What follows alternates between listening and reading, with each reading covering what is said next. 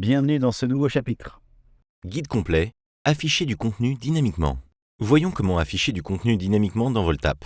Sur un système d'exploitation, le format de la navigation est dynamique, ce qui permet de conserver la même logique pour appeler de nouveaux éléments. Sur une application et contrairement à un site internet, la navigation est dynamique, ce qui fait que vous restez sur la même page et c'est la page qui va changer. Dans Voltap, les éléments dynamiques vont changer en fonction de la donnée ou des variables. Parlons du nœud condition. Premier nœud très simple qui permet de faire cela.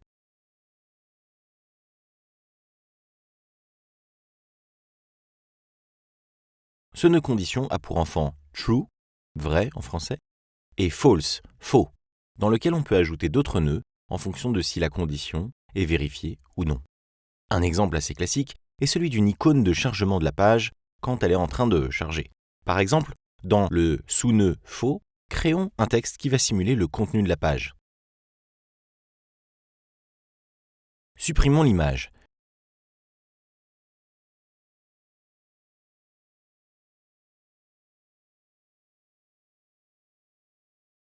Mettons notre section à 100% de l'écran.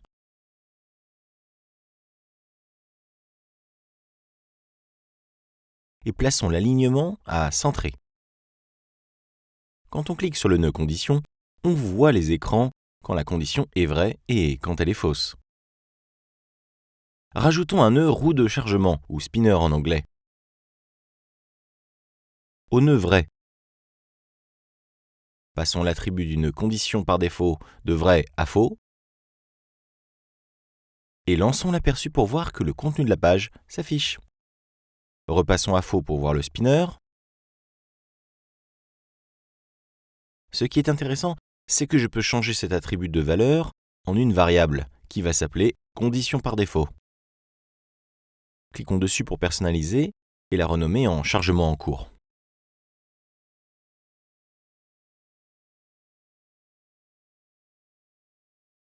Ajoutons-le dans le graphe de la section parente et codons la logique suivante.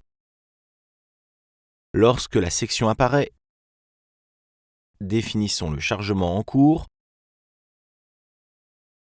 à faux. Puis, faisons attendre le flux 2 secondes, le temps de simuler notre requête réseau par exemple. Puis redéfinissons le chargement en cours à vrai. En lançant l'aperçu, on voit que cela ne fonctionne pas car j'avais laissé la valeur par défaut de la variable à faux.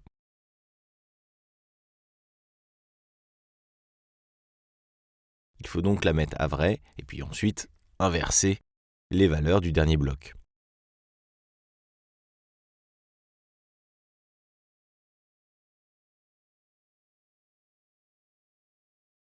Et regardez, maintenant cela fonctionne. Il est donc vrai maintenant par défaut que la page est en train de charger et ce n'est qu'au bout de 2 secondes, en simulant le chargement, qu'elle passe à faux et qu'on affiche alors la page. Dans des conditions réelles, on n'attendrait pas évidemment 2 secondes. Juste après le chargement des données réussi d'une base de données comme par exemple Airtable, ce que nous verrons dans une autre vidéo, nous passerions la valeur à faux, c'est-à-dire que la page aurait effectivement chargé. Comme vous le voyez, les conditions peuvent être utiles dans de nombreux cas pour alerter qu'un utilisateur n'a pas payé, etc., etc. Il faut bien comprendre que ce sont des conditions directement sur le nœud. Vous pouvez aussi simuler cette condition directement à travers le graphe. L'avantage de passer par les conditions directement via le nœud, c'est que vous pouvez plus facilement mettre des sous-nœuds plutôt que de rendre dynamique directement une sélection de nœuds. Vous allez pouvoir créer finalement 2 paniers différents. Un autre nœud utile pour afficher du contenu dynamique, c'est le nœud list. Supprimons notre graphe et la variable précédente pour faire de la place.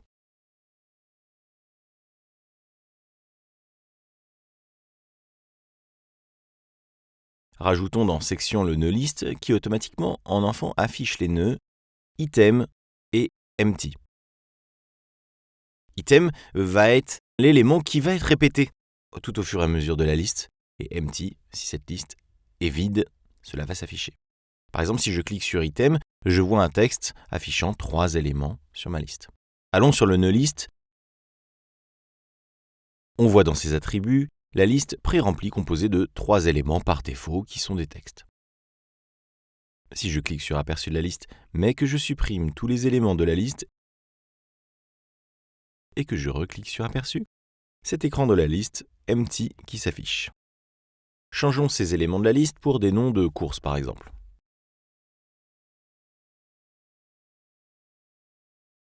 Personnalisons la page Empty de la liste.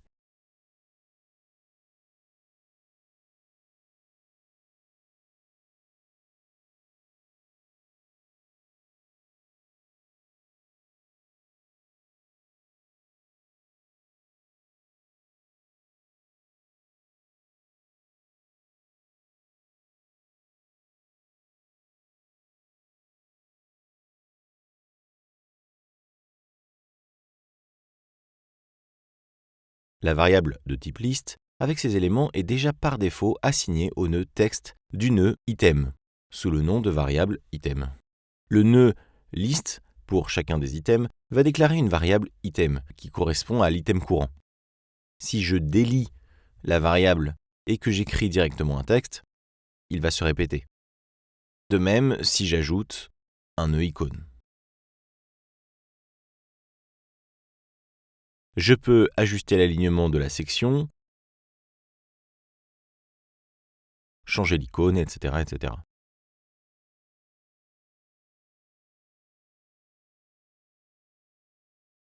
Il est possible d'associer à l'attribut valeur du texte de item non seulement la variable item, mais aussi l'index, c'est-à-dire l'ordre des éléments de la liste qui commence toujours par 0.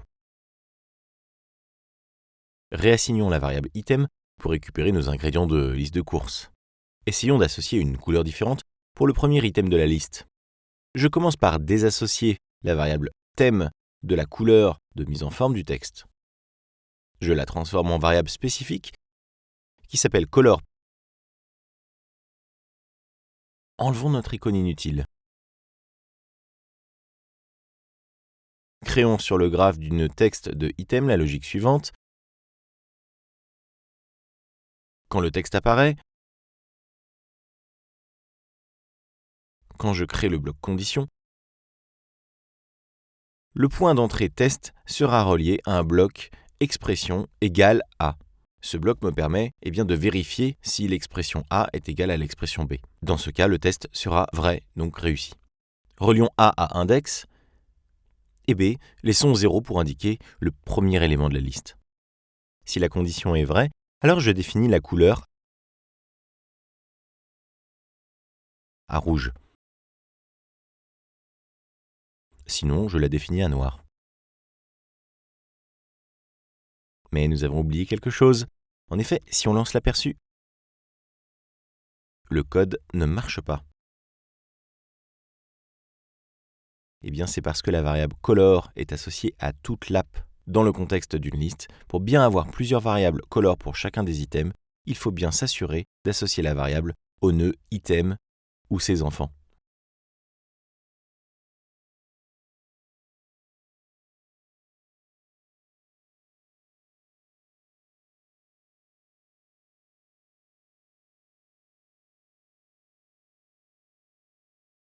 Parlons des listes avec images. Illustrons désormais une liste un petit peu complète. Par exemple des articles avec un titre et du contenu. Donc une liste d'objets avec plusieurs champs. Je rappelle que les objets sont d'un type de variable qui vont contenir différents éléments, que l'on va appeler des champs. Il faut donc changer le type de variable dans l'attribut d'une liste pour choisir des objets. Ma liste est vide.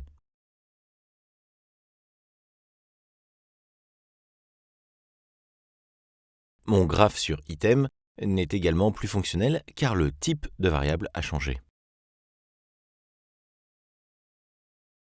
On va souvent convertir directement une liste en variable pour qu'elle soit dynamique.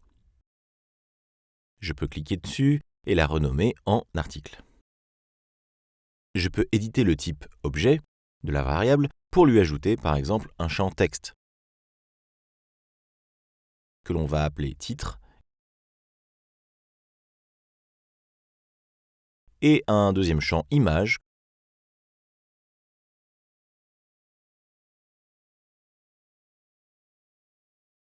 que l'on va appeler image. Donnons une valeur par défaut à ces deux éléments pour les reconnaître facilement. Le premier, créons mon premier projet Voltap, comme avec un titre, avec une image d'illustration.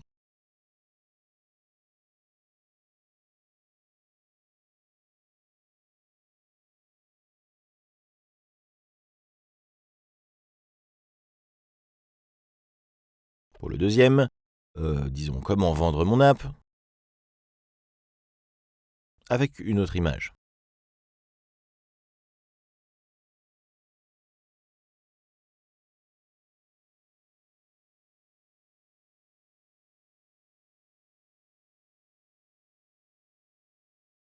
En allant dans le nœud empty, je personnalise en indiquant pas encore d'article.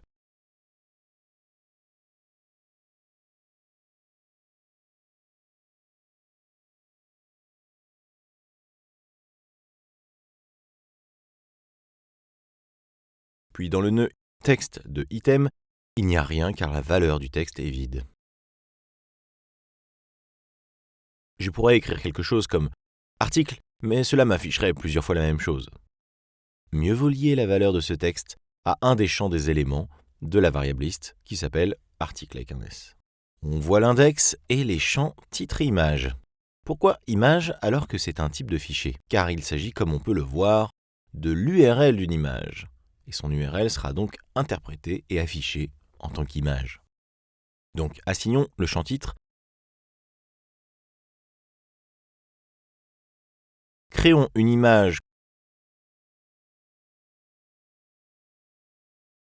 que l'on assigne au champ image. Alignons verticalement les éléments successifs du nœud item.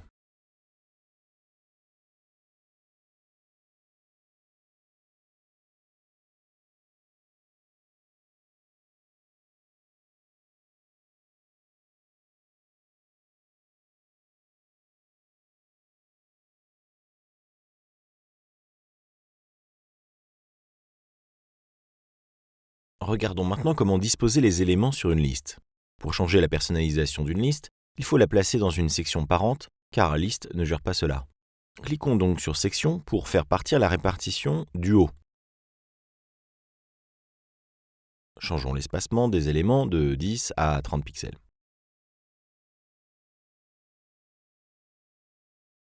Essayons maintenant d'aller plus loin en ajoutant une grille.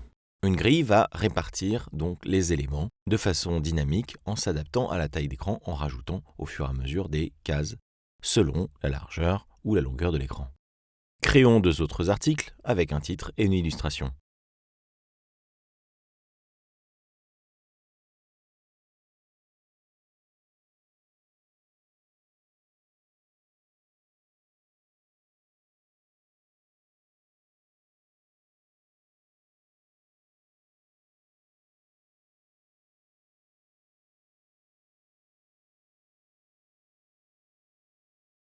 Si on clique sur Aperçu, chaque item prend toute la place.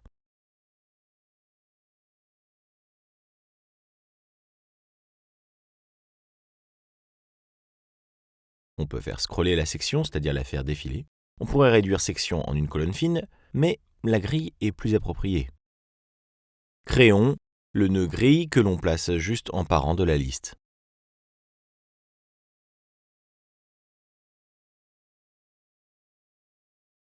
On voit alors que les items s'affichent ensemble sur l'écran, la grille permettant de modifier le nombre de colonnes en fonction de la taille d'écran. Un écran de téléphone n'affichera par exemple qu'une seule colonne. Et voilà, nous avons terminé cette partie dédiée au contenu dynamique. Merci de nous avoir suivis. Je vous dis à très vite.